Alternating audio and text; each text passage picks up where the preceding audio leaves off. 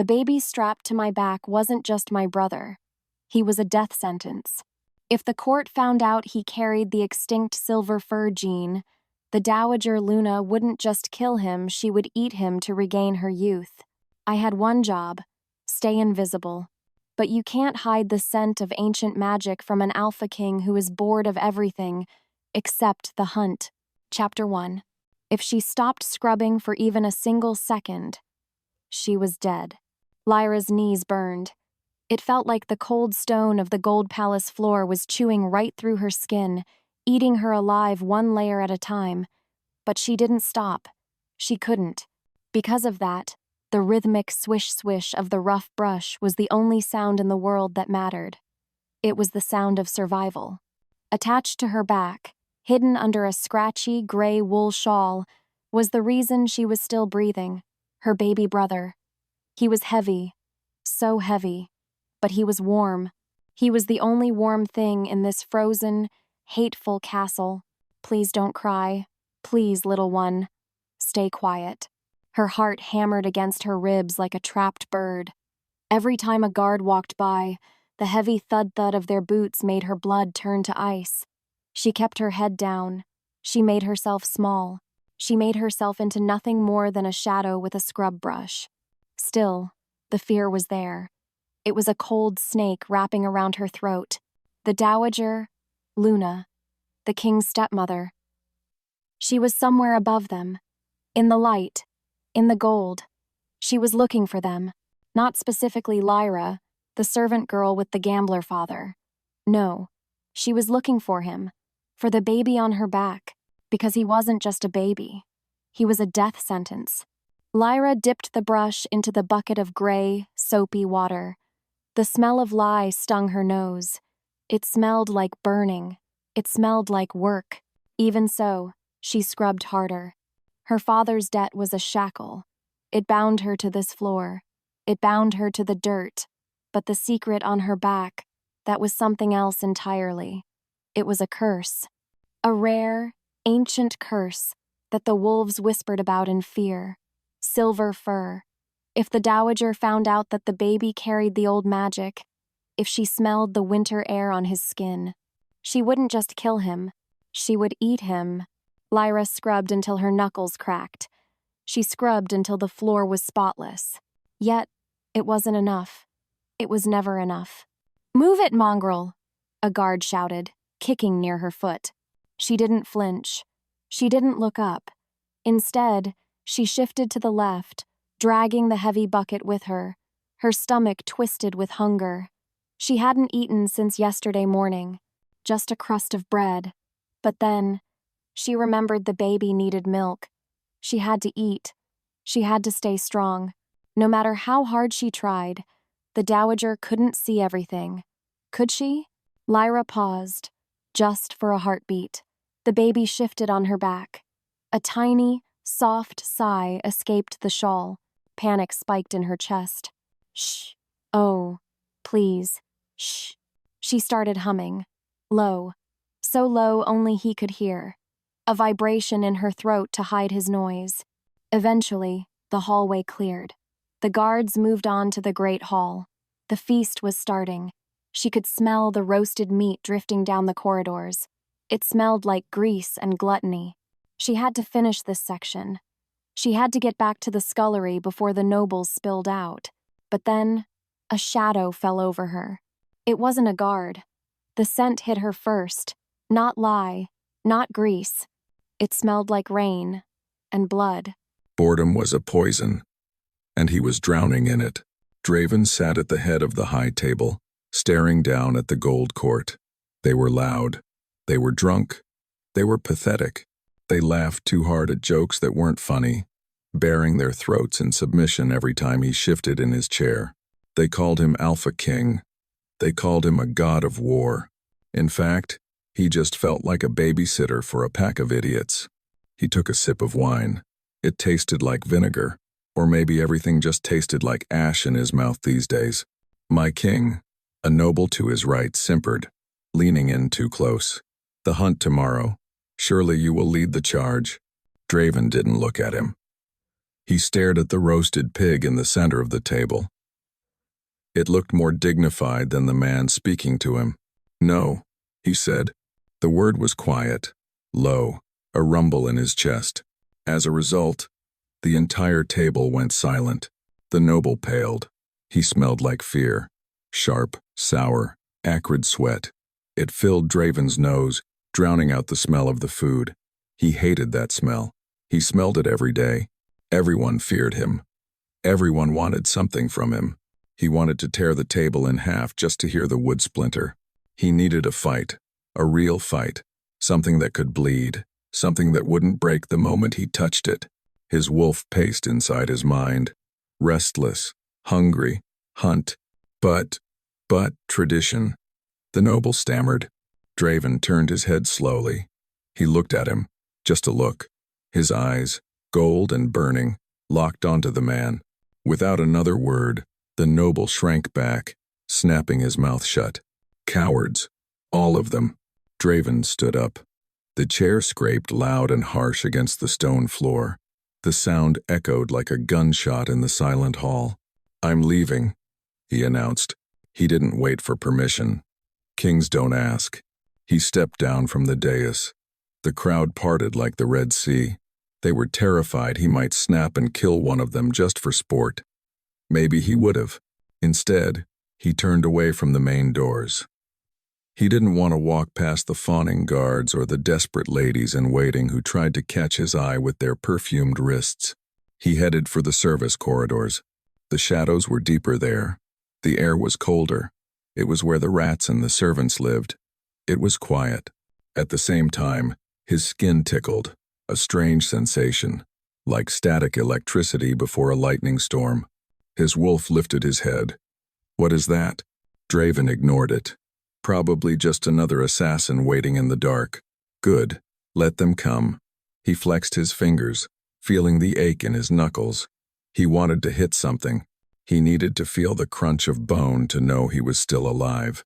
He strode down the narrow, gray hallway. His boots slammed against the stone.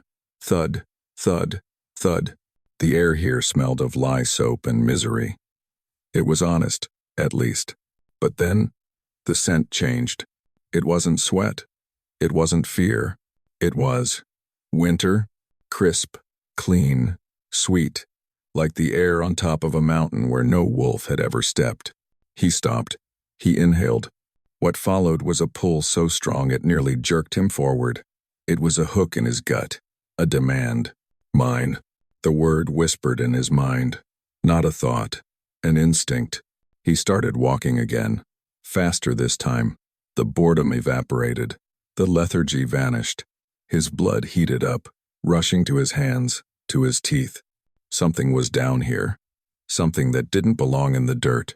And he was going to find it. He was coming.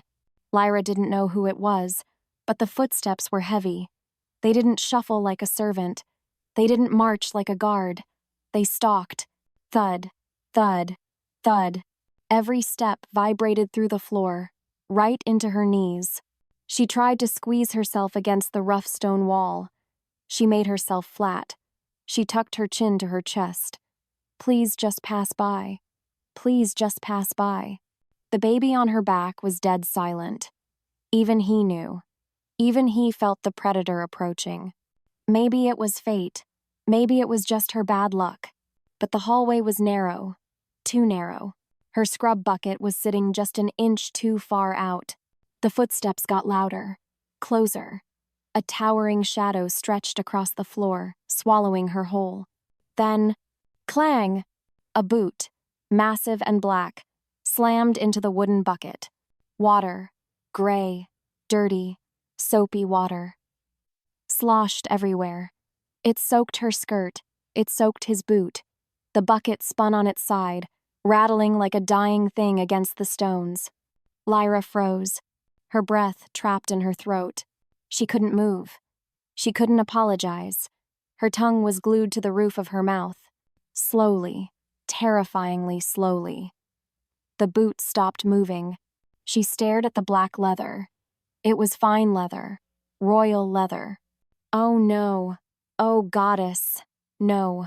Her gaze traveled up, past the powerful calves, past the thick thighs, past the heavy leather belt, up, to a chest as broad as a castle wall, and then to the face. The king, Alpha King Draven. He was looking down at her. His face was a mask of cold, hard stone. His eyes were gold coins burning with a fire that could turn the world to ash. He was beautiful, and he was terrifying. She waited for the blow. She waited for the kick. She waited for him to call the guards to drag the clumsy servant away. Instead, he sniffed. His nostrils flared. Once, twice. In that moment, time stood still. The air around them changed. The smell of the dirty water vanished. Suddenly, the corridor was filled with it. The scent. Her scent? No, the baby's scent. It radiated from the bundle on her back. It was sharp, electric, like a storm trapped in a bottle.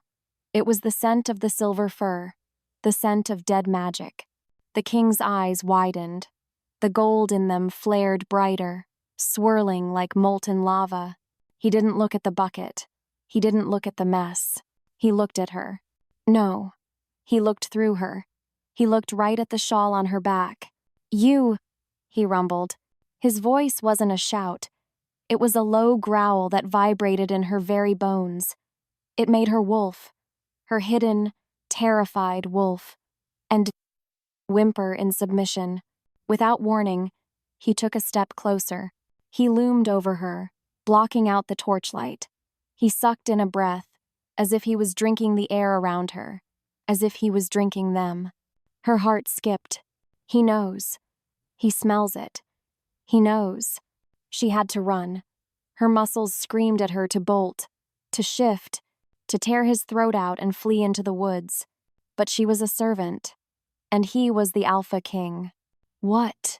he whispered, his voice rough, like gravel grinding together. "What is that?" He reached out a hand. His fingers were large, calloused, dangerous. He reached toward her shoulder, toward the baby. She flinched back. She couldn't help it. "Don't," she gasped. The word was a tiny, broken squeak. Silence. The silence roared in her ears. She had just ordered the king. She had just refused him. She was dead. She was surely dead. But then, a corner of his mouth twitched. Not a smile. Something darker. Something hungrier. "Mine," he breathed. And the way he said it didn't sound like he was talking about a servant. It sounded like he had just found a treasure buried in the mud, and he wasn't going to let it go. Logic told him to kill her. She was a servant. She was dirty. She had spilled water on his boots. In any other lifetime, Draven would have snapped his fingers and had the guards drag her to the dungeons.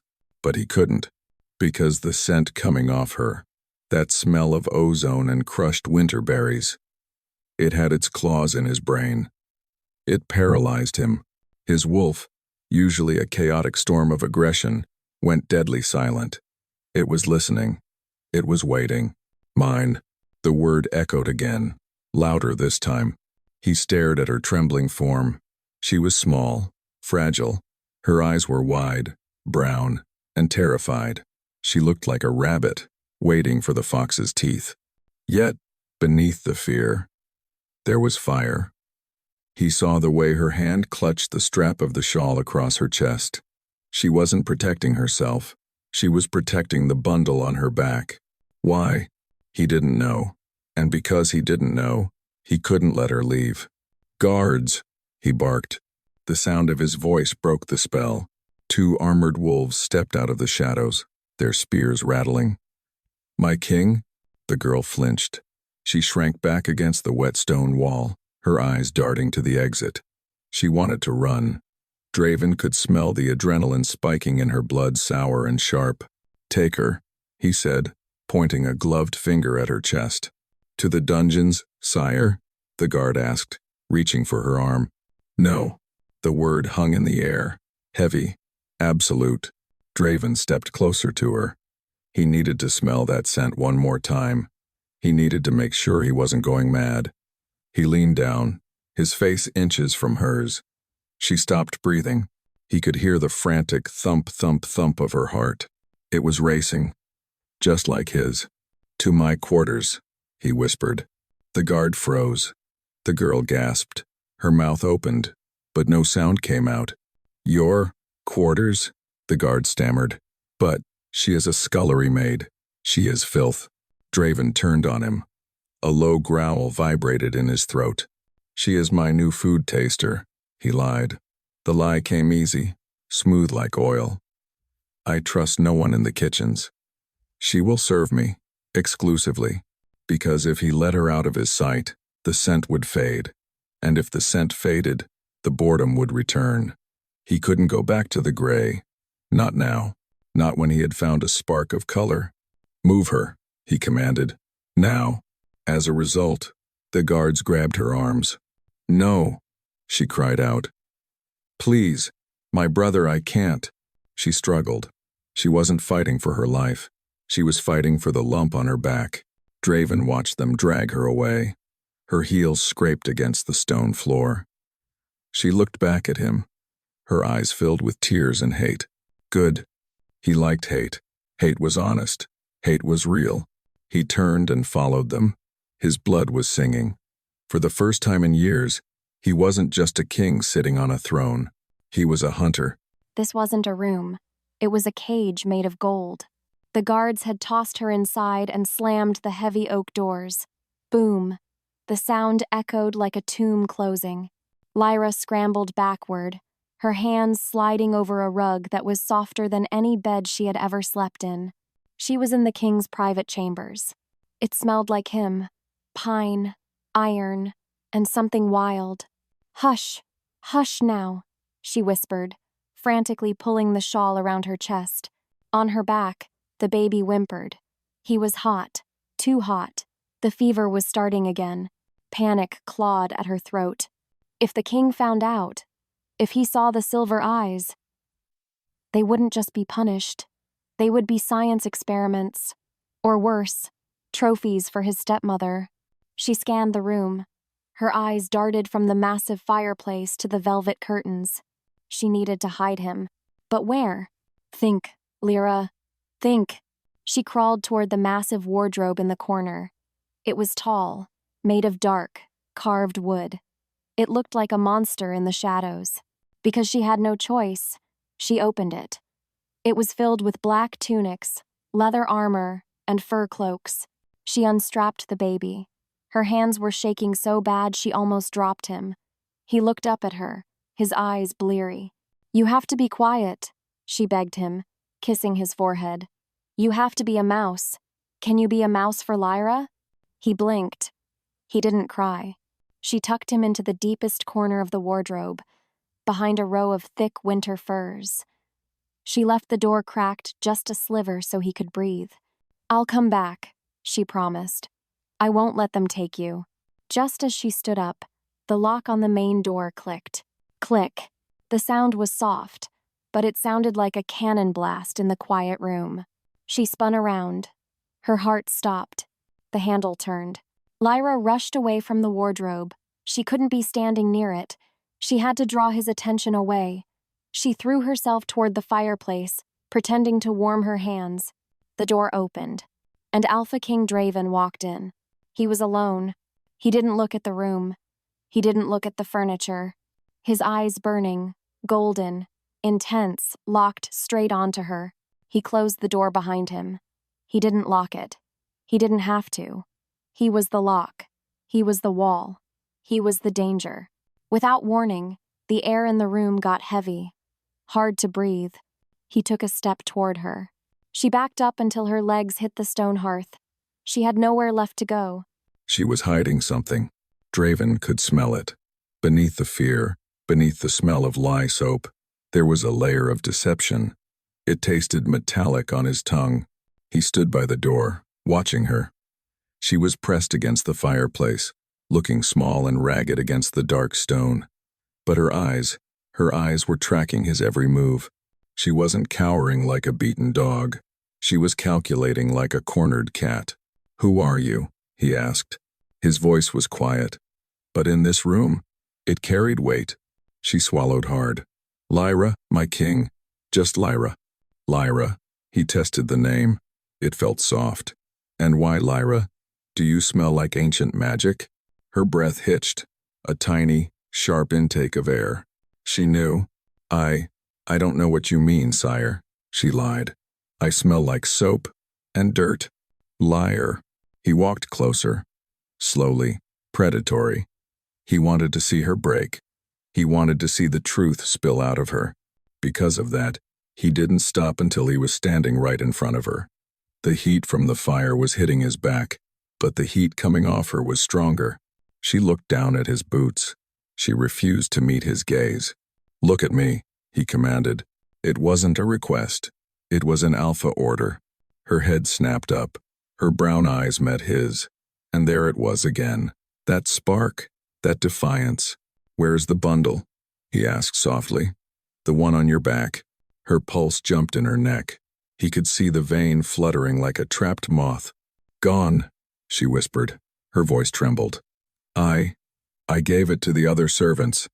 To clean. Another lie. He knew it was a lie because the scent, that electric winter scent, was still here. It was faint, but it was in the room. It was coming from the corner. From the wardrobe. He could have walked over there. He could have ripped the doors open and exposed her secret right then. But then, he looked at her face. She was terrified. Not for herself, but for whatever was in that wardrobe. She was protecting it. Something in his chest tightened. A strange ache he hadn't felt in years. He decided to play her game. Fine, he said.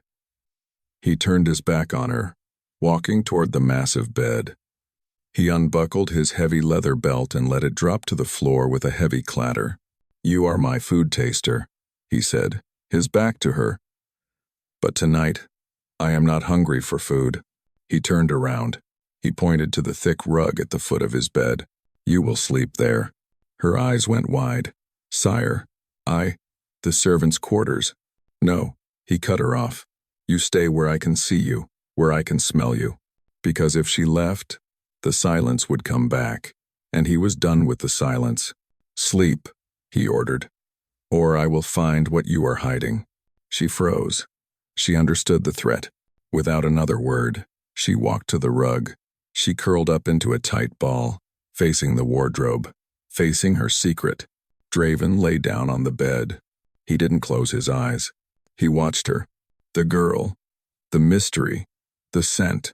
For the first time in a decade, the Alpha King wasn't alone in the dark. Her body ached. The rug was thick, made of white bear fur, but sleeping on the floor was still sleeping on the floor. Her neck was stiff. Her back screamed in protest. But she didn't move. Not yet. She cracked one eye open. The room was bathed in the gray light of dawn. It was quiet. Too quiet. Across the room, the massive bed was empty. The sheets were barely touched. He hadn't slept. Lyra sat up slowly, her heart instantly racing. Where was he? Then, she saw him. Alpha King Draven sat at a heavy wooden desk near the window. He was shirtless. His back was a landscape of scars old, white lines that told stories of violence and survival.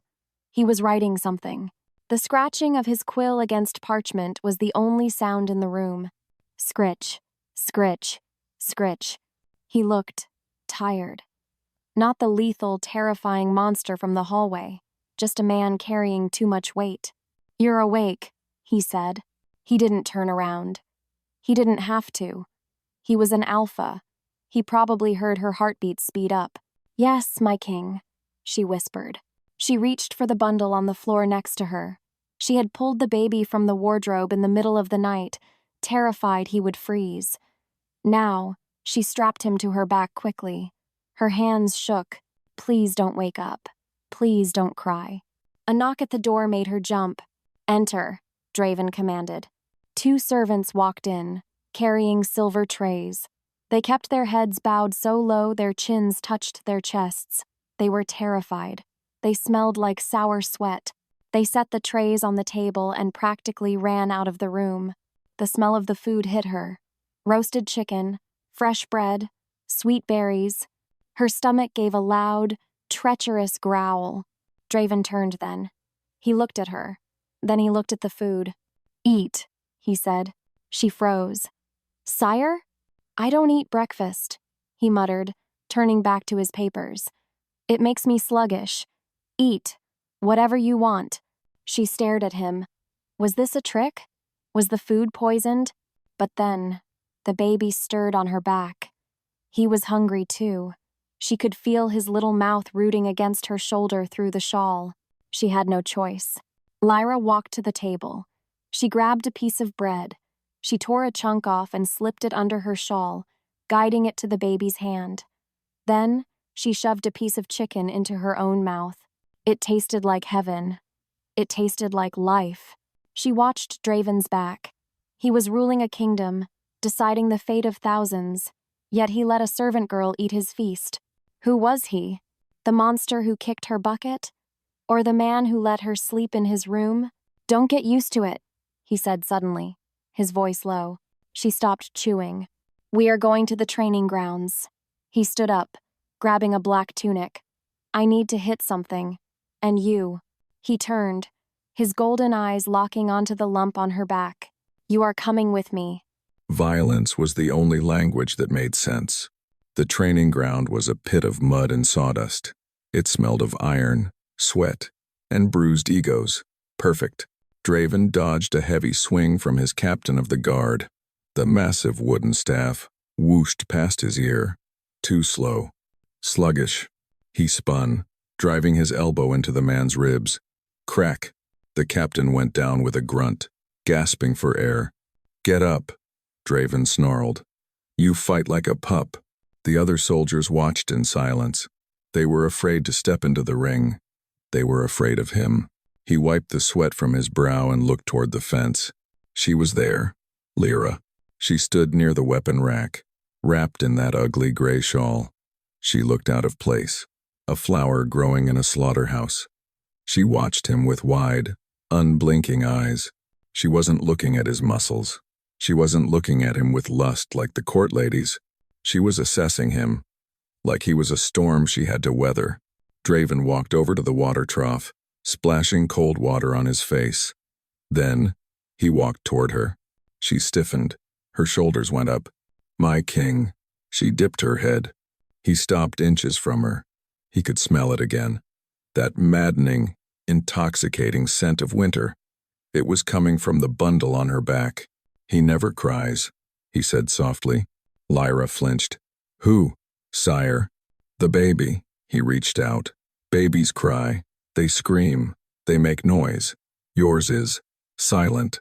"He is a good baby," she stammered, stepping back. "Is he?" He was pushing her.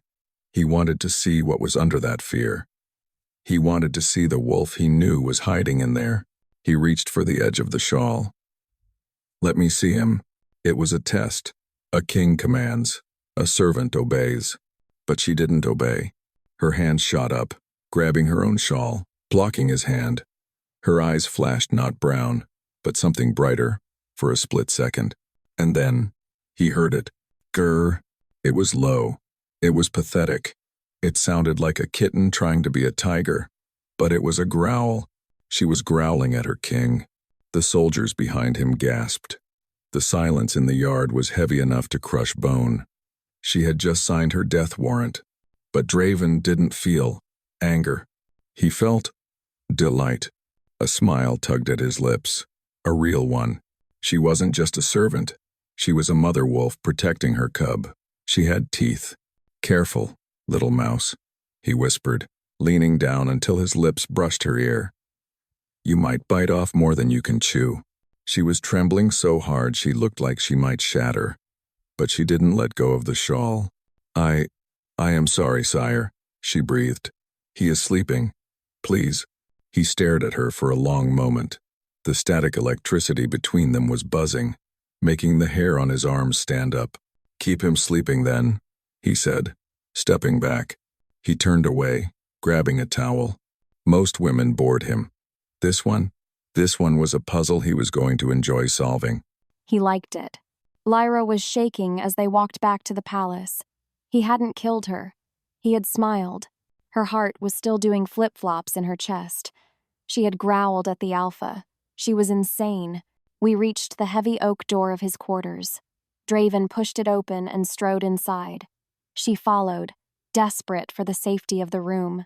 But then, a scent hit her. It wasn't pine. It wasn't winter. It smelled like rotting orchids and old blood. Draven stopped dead in his tracks. His back went rigid. "Mother," he said. The word was cold as ice. Lyra peeked around his massive arm. Sitting in his chair, near the fire, was the Dowager Luna. She was beautiful in a terrifying way. Her skin was too smooth. Her hair was too blonde. But her eyes were empty, like a shark's. "Draven," she purred, standing up. Her dress rustled like dry leaves. "You missed our tea time." "I was busy," he said, not moving. He blocked her view of Lyra. "I see." She took a step forward. Then her nose twitched. She stopped, her head tilted. "What is that smell?" she asked. Lyra's blood turned to slush. She smelled them. She smelled the silver fur. Draven didn't flinch. "Sweat. Mud. I was training." "No." She moved closer, her eyes narrowing. "Something else. Something sweet." She looked past him. She looked at Lyra. "And who is this?" she asked. Her voice was light, but her eyes were peeling the skin off Lyra's bones. "My food taster," Draven said. "Leave her." "A servant?" The Dowager laughed. It was a cruel, tinkling sound. "Since when do you keep pets in your bedroom, Draven?" "Since I decided I don't want to be poisoned by you," he said flatly. It was an insult, a declaration of war. The Dowager's smile faltered. For a second, Lyra saw the monster underneath, the ancient, hungry thing that wanted to eat her brother. "Careful, son," she whispered. "Accidents happen." She turned to leave. As she passed Draven, she paused. She looked right at Lyra again. Her gaze dropped to the bundle on her back. She licked her lips. "Cute shawl," she said. Then she walked out. The door clicked shut. Lyra's knees gave out. She collapsed onto the rug. "Get up," Draven said. His voice was tight. She looked up at him. He was staring at the door, his hand resting on the heavy leather belt at his waist. "She knows," Lyra whispered. "She suspects," he corrected. He turned to her. His face was grim. "Stay in this room," he ordered. "Do not open that door for anyone but me. Do you understand?" She nodded. Because of that visit, the truth was clear. The king wasn't her jailer anymore. He was the only wall standing between the wolf and the lamb. The darkness had teeth. Draven was running. His lungs burned. The forest around him was on fire, and the smoke smelled like his father's burning flesh. Shadows clawed at his ankles, dragging him down into the mud. He opened his mouth to roar, to command them to stop, but no sound came out. He was weak. He was nothing. "No," he shouted, thrashing against the chains that weren't there. He woke up swinging. His fist flew out, aiming for an enemy that didn't exist. He sat up, his chest heaving, sweat dripping down his spine like ice water. The room was pitch black. The silence was heavy, pressing against his ears. Just a dream. Just the weakness. But then, he felt it. A hand. Small, cool, hesitant. It touched his shoulder. "Sire?" Without warning, a shockwave, literal blue electricity snapped between her skin and his. Zap! Draven gasped. His body jerked as if he'd been struck by lightning. It wasn't pain. It was pure energy. It rushed through his veins, chasing away the cold sweat, chasing away the nightmare. In that moment, the room wasn't dark anymore. It was alive. He grabbed her wrist. Fast, instinctive. "Lyra," he breathed. She didn't pull away. She was kneeling by the bed, her eyes wide and reflecting the dying embers of the fire. She smelled like sleep and that maddening winter scent. "You were screaming," she whispered. Her voice trembled. I thought you were hurt." He stared at her hand in his. The current was still there, buzzing, humming. It felt like sticking his hand into a storm cloud. Because of that, he didn't let go. "I don't scream," he lied. His voice was rough, rusted from sleep. "You were fighting." She countered softly. She looked at the scars on his chest. "Even in your sleep, you fight." Her thumb brushed against his wrist, just a feather-light touch. As a result, his heart slammed against his ribs. Thud, thud, thud, thud. It was louder than the drums of war. "Why did you touch me?" he asked. "You should be afraid." "I am afraid," she admitted. "But you looked lonely." Lonely. The word hung in the air. Draven tightened his grip on her wrist. He pulled her an inch closer. He wanted to pull her into the bed. He wanted to wrap himself in that static and never wake up again. The wolf inside him was purring. Actually purring. "Go back to sleep, Lyra," he commanded, though the words lacked his usual bite.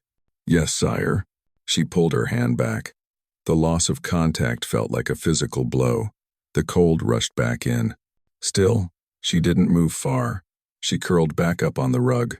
Draven laid back down. The nightmare was gone, and for the first time in his life, he wasn't watching the door for assassins. He was watching her. He was burning. The baby, her sweet, silent brother, was on fire. Lyra woke up to the sound of his breathing. It was ragged, wet, like a tiny bellows struggling to pump air. She scrambled up from the rug, her hands shaking as she tore the shawl away. His skin was glowing. Not fever red, silver. A soft, eerie light pulsed under his skin, rhythmic and terrifying. The magic. It was breaking loose. He was too young to contain it. The fever was triggering a shift. "No, no, no," she wept, rocking him. "Stay with me. Don't change. Please don't change." If he shifted now, his bones would break. He was an infant. He wouldn't survive it. "Hot," she whimpered. She needed cold water. She needed help. But she couldn't leave the room. Suddenly, the baby arched his back. A sound left his throat, a high-pitched, inhuman keen that pierced the quiet of the night. "Scree!" The room lit up with a flash of silver light. "What is that?" The voice came from the bed, deep, awake. Lyra froze. She tried to cover the baby with her body. "Nothing. Go back to sleep." But then, heavy footsteps crossed the floor. Fast. Draven was there. He loomed over them, his shadow swallowing the light. He saw the glow coming from beneath her stomach. He smelled the ozone. The air in the room tasted like a thunderstorm. "He is shifting," Draven said. He didn't sound angry. He sounded stunned. "He's dying," she screamed at him, forgetting he was king. "Help him!" Draven dropped to his knees. He didn't hesitate. "He is too young," Draven growled. "His blood is too weak to hold the wolf." Without thinking, Draven brought his own hand to his mouth. He bit down on his palm. Hard. Blood, dark. Rich alpha blood welled up. "What are you doing?" she gasped. "Saving him," he snapped. He reached past her arms. He pressed his bleeding palm to the baby's lips. "Drink," Draven commanded. The baby latched on. As the blood hit his tongue, the silver glow flared once blindingly bright, and then it settled. The heat vanished. The keening stopped. The baby's body went limp, falling into a natural, peaceful sleep. Lyra stared at them, the Alpha King feeding his strength to the mongrel child. Draven pulled his hand back. The wound was already healing. He looked at the baby's face, really looked at it. He saw the silver lashes. He saw the tufts of silver hair. "Silver fur," he whispered. "The king's blood." He looked up at her. His golden eyes were wide, shattering his mask of indifference. "You aren't a servant," he said. "You are a survivor of the genocide." Her secret was out. It lay naked on the rug between them. She waited for the execution order. Instead, he wiped a smudge of blood from the baby's cheek. "Who else knows?" he demanded. "Only the stepmother," she choked out. Draven's face hardened. The temperature in the room dropped 10 degrees. Then she is a dead woman walking, he vowed. The library was a tomb of dust and lies. Draven stood in the restricted archives, surrounded by scrolls that hadn't been touched in 20 years. The candle flame flickered, casting long, dancing shadows on the walls. He wasn't reading history. He was reading a murder confession. Scroll 405. The purification of the North. He traced the lines with his finger. His stepmother, the Dowager Luna, had ordered the culling of the silver fur pack 2 decades ago. She claimed they were diseased. Lies. They weren't diseased. They were powerful. More powerful than her. Their magic was the only thing that could challenge her dark arts. So, she had them slaughtered. And Lyra was the debris left behind. He picked up another document. It was a debt ledger, Sinclair family debt. It wasn't a gambling debt. It was a tax. A made-up tax placed specifically on the survivors to force them into servitude, to force them into the dirt where they couldn't breed, where they would die out. Clever witch, he hissed. He slammed the ledger shut. Dust motes danced in the air, swirling like angry ghosts. She had played him. She had played the entire kingdom. She had used his throne to hide her crimes. And now she wanted the baby. Why? He remembered the old legends. Silver blood restores what time steals. She didn't want to kill the child because he was a threat. She wanted to harvest him, to regain her youth. A growl ripped through his chest. It was so loud it shook the bookshelves. His wolf wanted blood. He wanted to tear the palace down brick by brick. My king? The librarian stood at the door, holding a lantern, his hands shaking. Is everything all right? Draven turned slowly. He felt the gold in his eyes burning hot enough to melt steel. No, he said. Bring me the debt collectors. The collectors? Sire? At this hour? Now, he roared. Bring them to the throne room, and bring fire. Because of that ledger, Lyra had scrubbed floors until her hands bled. Because of that lie, she had lived in terror. He walked out of the archives. The scroll was crushed in his fist. He was done being bored.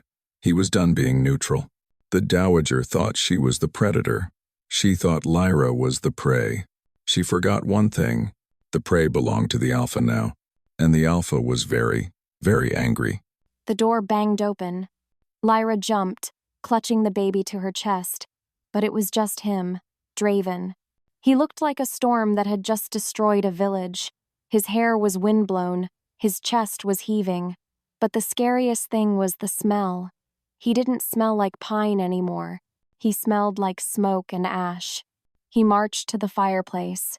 In his hand, he held a stack of thick, yellowed parchments. They looked old. They looked important. Without a word, he threw them into the fire. Whoosh! The flames leaped up, hungry and orange. They licked at the paper, curling the edges, turning the ink to soot. What is that? She asked, her voice trembling. He turned to her. The firelight danced in his golden eyes. Your chains, he said. She blinked. My? The debt contracts, he growled, stepping closer. Every copper, every lie your father owed. It's gone. You owe this kingdom nothing. Lyra's knees gave out. She sank onto the bear rug. The debt was gone? The thing that had made her a slave? In fact, she couldn't even process it. It was too big. Draven didn't stop there. He walked to the bathing chamber door and kicked it open. Get in, he ordered. She froze. Sire? You smell like lye, he said, his voice dropping an octave. You smell like a servant. I am washing it off. Her heart hammered against her ribs. Thud, thud. Thud, thud. She walked into the bathing room. The tub was massive, carved from black stone, filled with steaming water. She hesitated. But then, he was there. His large hands, usually so dangerous, were gentle as he unclasped her rough gray dress. It fell to the floor. She stood shivering. Not from cold, but from nerves. He lifted her. Easily, like she weighed nothing more than a feather. He lowered her into the hot water. "Oh," she gasped. The heat soaked into her aching bones. Draven rolled up his sleeves. He took a cloth and soap that smelled of sandalwood. He began to scrub her arm. He didn't scrub like she scrubbed the floors. He scrubbed like he was polishing a diamond. "They made you dirty," he murmured, watching the gray water drip from her elbow. "But under the dirt, you are silver." Lyra looked at him, really looked at him. The monster, the king, the savior. "Why?" she whispered. He stopped. His wet hand cupped her cheek. The calluses on his thumbs scraped softly against her skin. "Because," he said, his voice rough with emotion, "my wolf doesn't want a servant. He wants a mate." The air in the room thickened. It became hard to breathe. The steam swirled around them, hiding the world, leaving only the two of them. For the first time, she didn't want to run. She leaned into his touch. She closed her eyes, and she let it happen. The summons arrived at noon. It smelled like perfume and rot. A creamy envelope sealed with the dowager's wax crest, a snake eating its own tail. "My dearest stepson," it read. "Join me for the anniversary hunt. Let us honor your father's memory together in the East Woods." Draven crushed the paper in his fist. It was a trap, obviously. She knew he knew about the silver fur. She knew he had burned the contracts. This wasn't a hunt for deer. It was a hunt for him. On the other hand, if he didn't go, he would look weak. The court was watching. The wolves were waiting for a sign of fear. "I have to go," he told the empty room. He looked back at the bed. Lyra was sleeping, finally clean, finally peaceful. The baby was tucked against her side. They looked perfect. His chest ached, a physical pain. Leaving them felt like tearing off his own arm. "Guard," he barked. The captain of the guard entered. He was a good man, loyal. "Sire, I am going to the hunt," Draven said, fastening his heavy leather belt. "You will stay here, you and your 10 best men." The captain's eyes widened. 10 men? Just for the door?" "Yes," Draven growled. "No one enters. No one leaves. If a fly tries to get into this room, you kill it. Do you understand?" "With my life, sire." Draven nodded. "It should be enough." The stepmother was powerful, but she couldn't fight 10 elite warriors. Not without showing her true colors to the whole palace. He walked over to the bed. He leaned down and kissed Lyra's forehead. She stirred, making a soft sound. "Stay safe, little mouse," he whispered. He turned and walked out. The corridor felt cold. Every step away from her felt wrong. His wolf was pacing, whining, telling him to turn back. "Don't leave. Don't leave her. Quiet." He snapped at the beast in his head. "I am ending this." He marched down the stairs, toward the horses, toward the trap. He thought he was the hunter. He thought he was invincible. Because of that arrogance, he didn't see the second trap until it was too late. The silence woke her up. It wasn't a peaceful silence. It was a heavy, suffocating blanket. Lyra sat up, clutching the sheets. "Draven?" The room was empty. Her heart gave a nasty lurch. He was gone. He had said he had business, but the room felt wrong. She looked at the door. Usually, she could hear the guards shifting their weight, the creak of leather, the murmur of voices. Now? Nothing. Just dead air.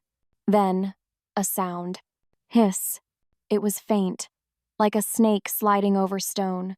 She looked down at the bottom of the door. Green smoke. It was curling under the wood, thick and oily. It crept across the floor like living fingers. "No," she gasped. Lyra grabbed the baby. She didn't think. Instinct took over. "Wake up," she shook him gently. "We have to hide." But where? The wardrobe? No, that was the first place they would look. The window? It was 100 feet down. The smoke hit her nose. It smelled sweet, sickeningly sweet, like flowers left on a grave for too long. Her head spun. The room tilted sideways. Poison. Help! She tried to scream, but her voice was just a croak. Her throat was closing up. Crash! The heavy oak door splintered inward. It wasn't the guards. It was men in black cloaks. Their faces were covered in masks. They moved fast, like shadows. Grab the child! One of them shouted. No! Lyra lunged forward. She tried to shift. She tried to call her wolf, but the poison was too fast. Her legs turned to jelly. She collapsed onto the bare rug, the baby slipping from her arms. Lyra! She heard her own mind scream, but her mouth wouldn't work. A boot slammed into her ribs. Crack. Pain exploded in her side. She couldn't breathe. Through the haze, she saw a hand reach down. A woman's hand. Perfectly manicured nails. It grabbed the baby by his ankle. Got you, a voice purred. The dowager. Lyra tried to reach for him. Her fingers scraped the floor. Draven, she whined. But Draven wasn't there. Darkness swarmed over her. The last thing she heard was her brother crying. And then, nothing. The forest was too quiet. Draven sat atop his black stallion, his hand resting on the hilt of his heavy hunting knife, waiting for the stag, waiting for the anniversary beast his stepmother claimed had been spotted. But there were no birds singing, no squirrels chattering, just silence. The trees stood like silent sentinels, watching him with pity. "Sire," a guard whispered, his horse nervously pawing the earth. "There are no tracks here. The ground is undisturbed." Draven narrowed his eyes. His grip tightened on the reins until the leather creaked. He was right. There was no stag. There was no hunt. In a single heartbeat, the world shifted. The wind changed direction. It blew from the castle, carrying scents across the miles of treetops. It didn't smell like pine. It didn't smell like rain. It smelled like sickness, like sweet, cloying flowers and green smoke. Poison. And beneath that, the sharp, terrified tang of ozone. Her scent. "Lyra," he choked out.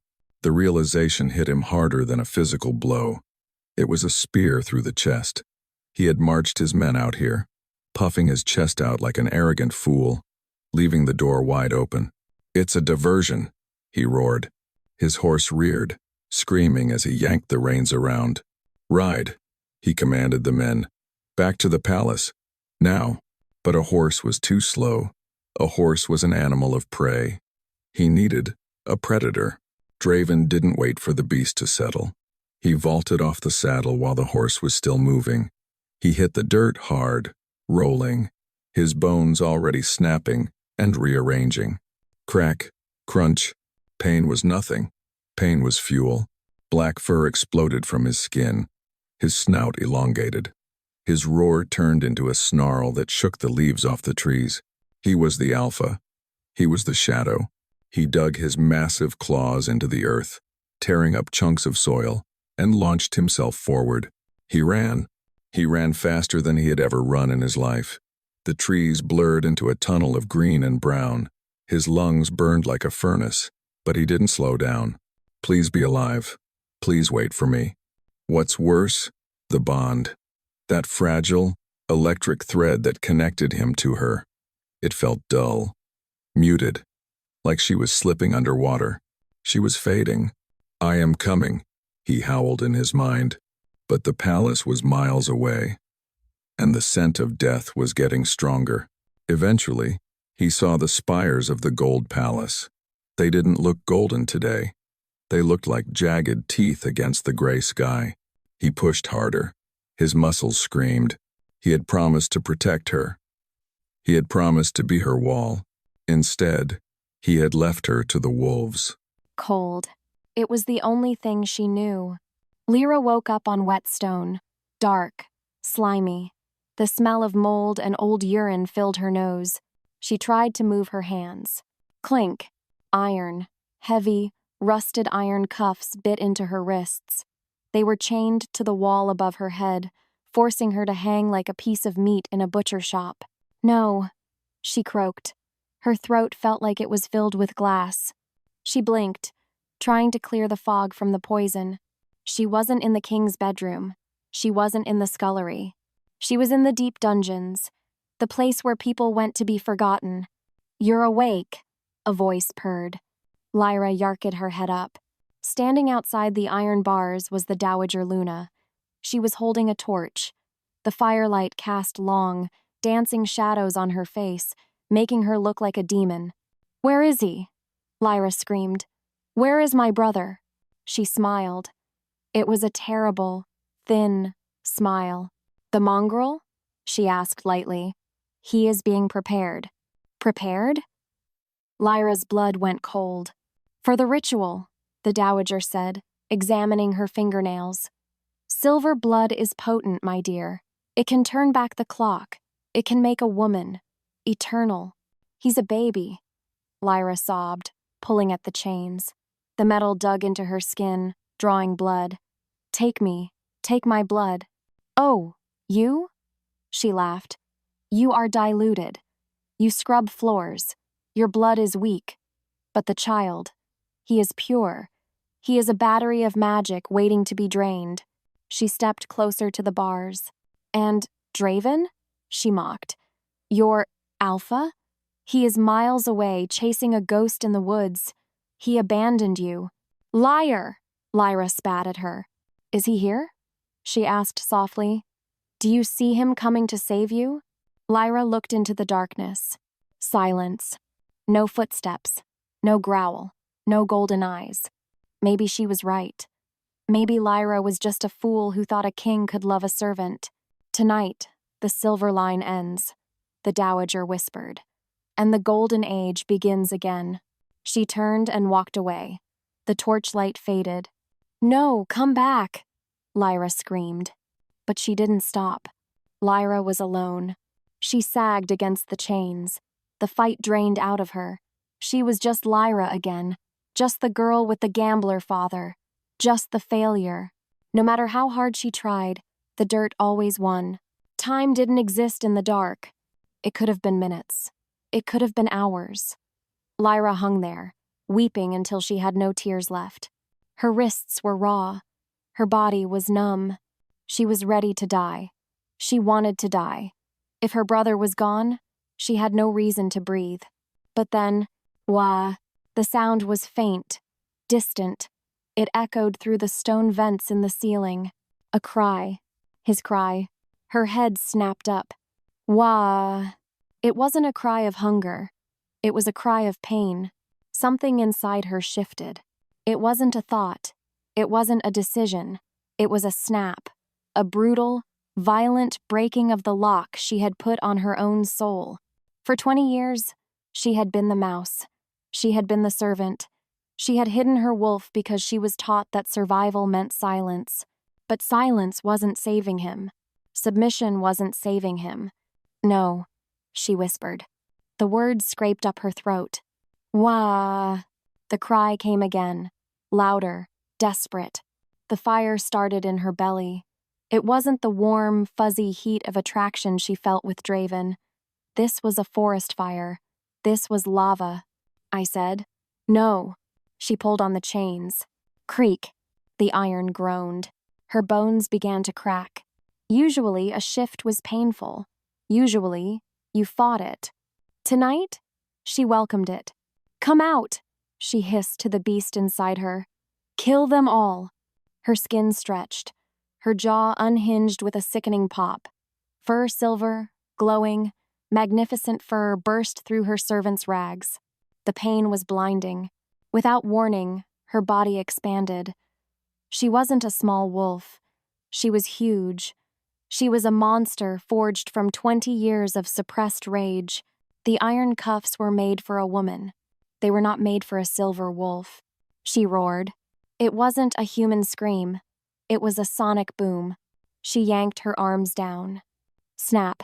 The chains didn't just break. They shattered.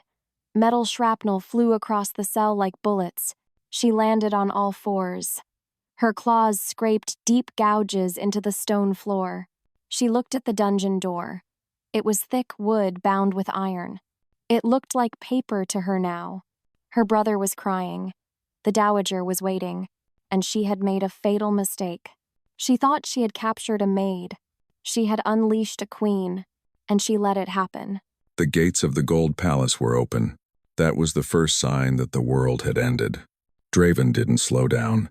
His wolf form was a blur of black fur and muscle, tearing across the drawbridge. He expected guards. He expected arrows. Instead, he found silence. The courtyard was littered with bodies. His men, the loyal ones, they were slumped against the walls, foam bubbling from their mouths. Poison, the dowager's favorite weapon. He skidded to a halt, shifting back into human form as he hit the stone steps. Bones cracked and reshaped. He didn't care about the pain. He needed hands to open doors. He needed hands to kill. "Lyra!" he roared. His voice echoed through the empty hall. It bounced off the gold chandeliers and the velvet tapestries. No answer, but then the smell hit him. It wasn't the sweet rot of the poison anymore. It was copper, thick, metallic blood, and underneath it, the ozone crackle of the silver fur. But it was different. It wasn't the soft scent of the baby. It was a raging inferno. She is free. Hope, sharp and jagged, pierced his chest. She is fighting. Without warning, a group of traitor guards stepped out from the shadows of the grand staircase. They wore the dowager's crest, the snake. They held heavy crossbows. "Stop right there, false king," one of them sneered. Draven didn't stop. He didn't even slow down. "Move," he said. His voice was a low rumble, like an earthquake starting deep underground. "Shoot him." Bolts flew. Thwip, thwip. He caught the first one in his shoulder. It burned like fire, but he didn't flinch. He ripped it out and kept walking. In that moment, he wasn't a king. He was a husband. He was a father. He grabbed the first guard by the throat. He didn't ask questions. He squeezed. Snap. He threw the limp body into the others. "Get out of my way," he snarled. They scrambled back, their eyes wide with terror. They saw the blood on his chest. They saw the gold fire in his eyes. They realized, too late, that they were standing between a wolf and his mate. They broke rank and ran. Cowards. Draven took the stairs 3 at a time. The scent of magic was getting stronger. It was coming from the throne room. His heart hammered a frantic rhythm against his ribs. Thud thud, thud thud. Hold on, Lyra. Just hold on. He was coming. And he was bringing hell with him. The dungeon door didn't stand a chance. Lyra was a battering ram of silver, fur, and muscle. She lowered her shoulder and slammed into the wood. Crash. Splinters flew like shrapnel. Iron hinges screamed and twisted. The door exploded outward, knocking the 2 guards on the other side into the opposite wall. They didn't even have time to draw their blades. She didn't stop to kill them. They were insects. She was hunting bigger prey. Her paws hit the stone floor. Slap, slap, slap. She moved like liquid mercury. Fast, silent, lethal. The palace looked different through wolf eyes. Colors were dull, but movement was sharp. She could see the dust motes dancing in the torchlight. She could see the warm pulse of the rats in the walls. But mostly, she could smell him. The baby. His scent was a trail of breadcrumbs leading up to the light, up to the throne room. "Cry again," she begged him silently. "Let me hear you." But he was silent now. Fear spiked in her belly, cold and sharp. Did she? Is he? No. A growl ripped from her throat. It shook the paintings on the walls. "I will not be too late." She bounded up the narrow servant stairs. Her claws dug into the stone, giving her traction. She was a creature of the dirt, rising to the gold. Suddenly, 3 guards blocked the landing. They held spears. They smelled of fear and cheap wine. "Wolf!" one shouted, bracing his spear. Lyra didn't slow down. As if pulled by a string, she launched herself into the air. She sailed over their heads, a silver streak. She landed behind them. Before they could turn, she spun. Her tail, thick and heavy as a whip, swept their legs out from under them. They crashed to the floor. She snarled at them. Just once. A warning.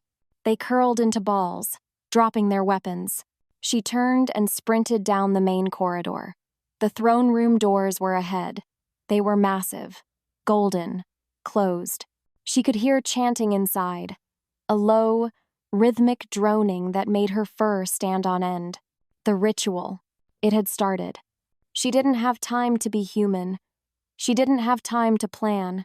She hit the doors with everything she had. The throne room smelled like death.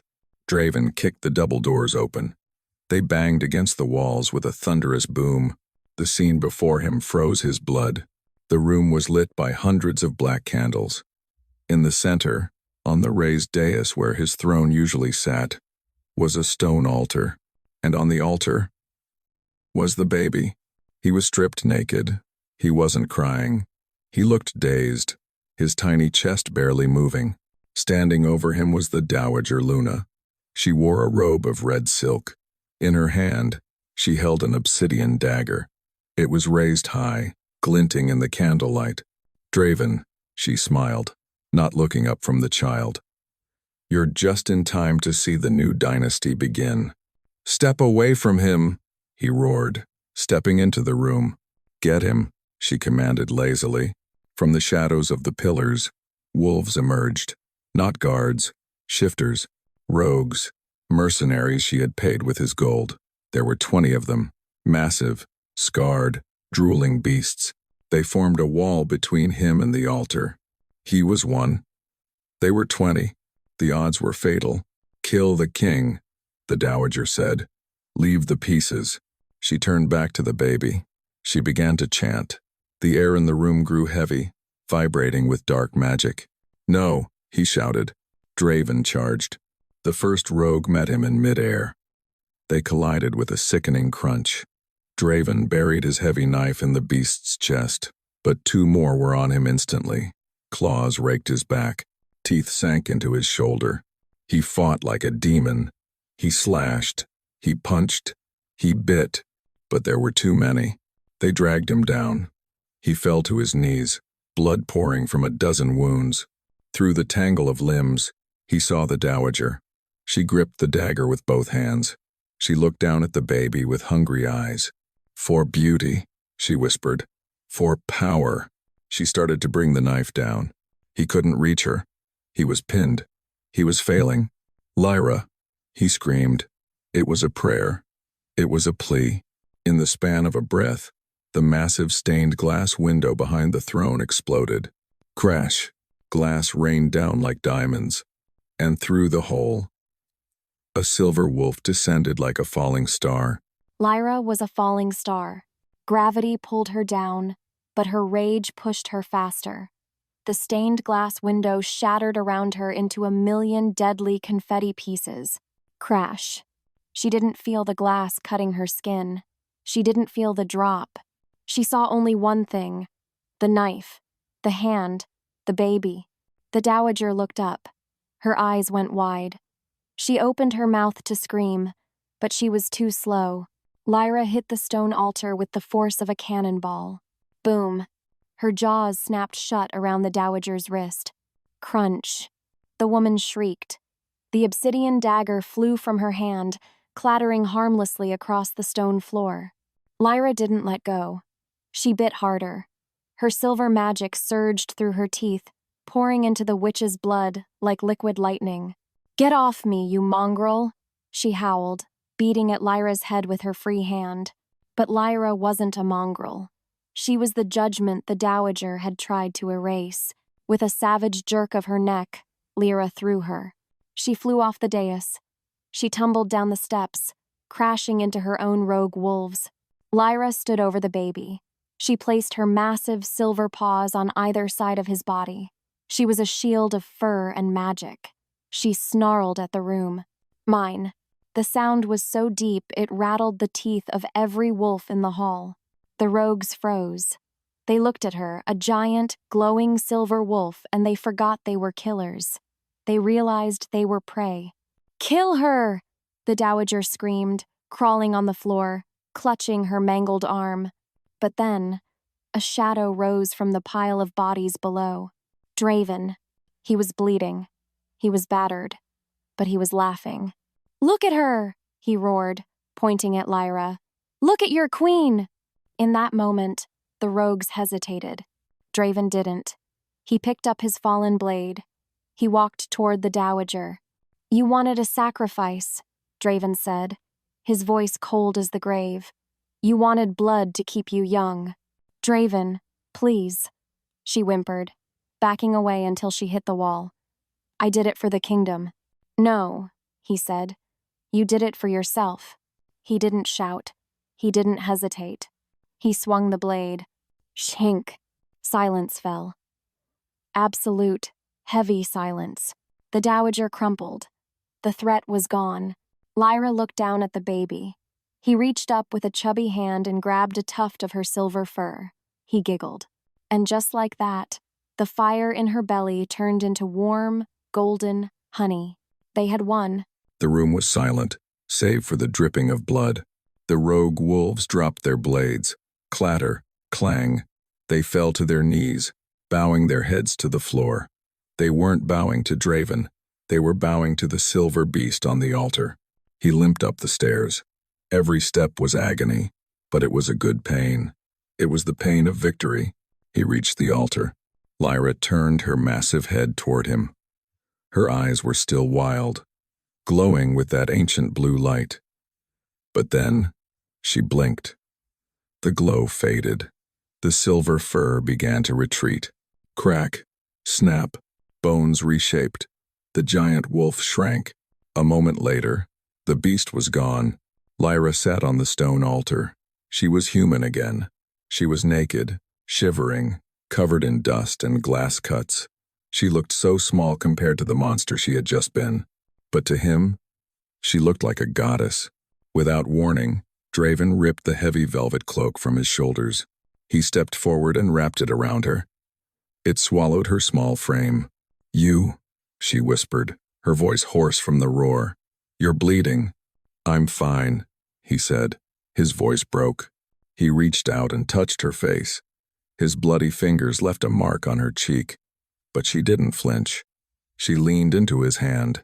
"He's safe," she sobbed, looking down at the baby. Draven looked at the boy. He was chewing on his own fist, completely unbothered by the massacre around him. "Because of you," Draven said. He turned to the room. He looked at the cowering rogues. He looked at the treacherous guards. "Behold," he bellowed, his voice filling the hall. "The silver line did not die." He pointed to Lyra. "This is your queen, and if any of you ever look at her with anything less than worship." He let the threat hang in the air. "Long live the queen," a voice shouted from the back. It was his captain. He had survived. "Long live the queen." The others joined in. Lyra looked at him, her eyes wide with shock. "I'm just a servant," she whispered. Draven shook his head. He kissed her forehead, tasting the salt of her tears and the sweetness of her victory. "No, Lyra," he promised. "You are the gold that holds the silver." He scooped the baby up in one arm. He pulled Lyra close with the other. They walked down the steps. The sea of wolves parted for them. They were bloody. They were broken. But they were a pack. The sun felt different when she wasn't scrubbing floors. It felt warm. It felt lazy. Lyra sat on a stone bench in the royal gardens. The air smelled of roses and fresh grass, not lye soap and wet dog. 3 weeks had passed since the night of the shattered glass.